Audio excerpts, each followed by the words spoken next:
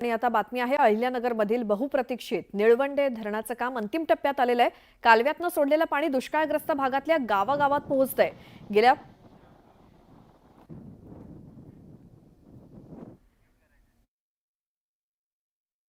वर्षांपासून पाण्याची चातकाप्रमाणे वाट बघणाऱ्या गावामध्ये पोहोचलेलं पाणी बघून गावकऱ्यांना आनंद होतोय। जवळपास 182 गावात निळवंडे धरणातून सोडलेलं पाणी पोहोचलेलं आहे, त्यामुळे नागरिकांनी जलपूजन केलं। याचा आढावा घेतला आमचे प्रतिनिधी हरीश दिमोटे यांनी। अहिल्यानगर जिल्ह्यातील बहुप्रतीक्षित अशा निळवंडे धरणाचं काम आता अंतिम टप्प्यात आलेलं आहे आणि अगदी 180 गावांपर्यंत हे पाणी पोहोचतंय आणि ऐन उन्हाळ्यामध्ये गावागावांमध्ये पाणी पोहोचले, त्यामुळं आनंदाचं वातावरण सगळीकडे बघायला मिळतंय।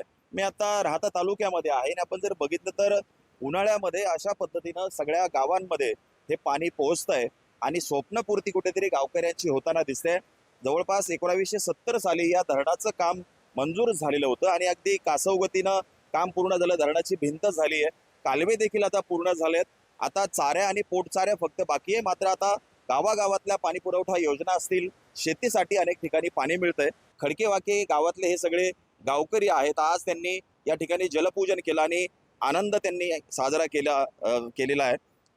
काय आनंद आहे खरं तर, गेली अनेक वर्ष स्वप्न बघताय सगळे लोक की पाणी मिळावं। आता ते पाणी कुठेतरी गावापर्यंत पोहोचलंय। काय अपेक्षा आणखी आहे आणि काय आनंद आहे? विशेषतः जो दुष्काळी भाग आहे, 53 वर्षापासून पाण्याची वाट बघत होता। 180 गावांना या ठिकाणी पाणी मिळालेलं आहे।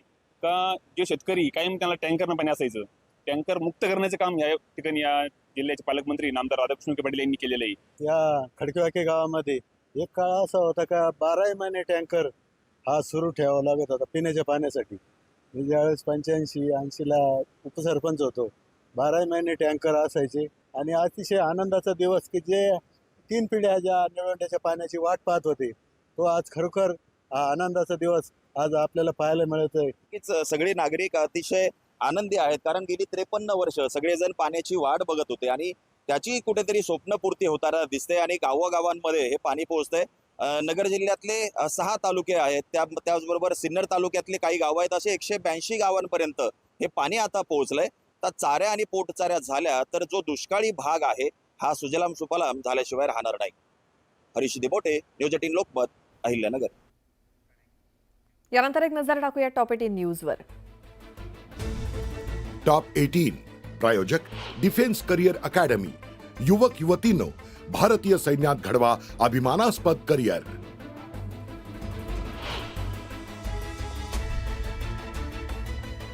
उत्तर पुणे जिल्ह्याला मुसळधार पावसाचा फटका, शेतांना आलं तळ्याचं स्वरूप।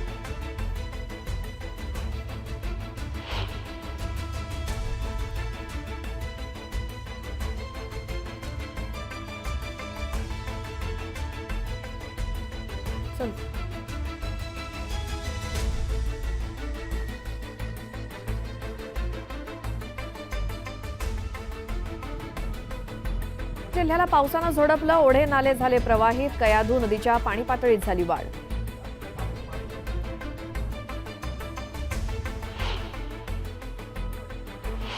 धाराशिवमध्येही मान्सूनपूर्व पावसाची हजेरी, शेतकऱ्यांकडून मशागतीच्या कामाला वेग, बी बियाणांसह खताची खरेदी सुरू।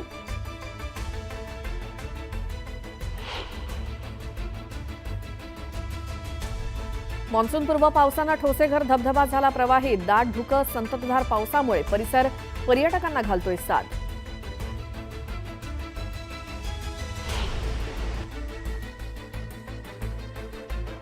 नवी मुंबईतील उल्वे परिसरात झालेल्या महिलेच्या हत्येचा पोलिसांकडून उलगडा, पतीनंच 5 लाखांची सुपारी देऊन केली होती हत्या।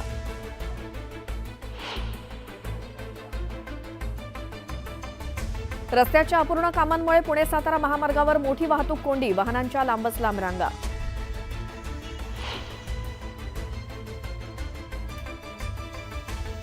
भिवंडी वाडा रोडवर वाहतूक कोंडी, कंटेनर बंद पडल्यामुळे वाहनांच्या लांबच लांब रांगा।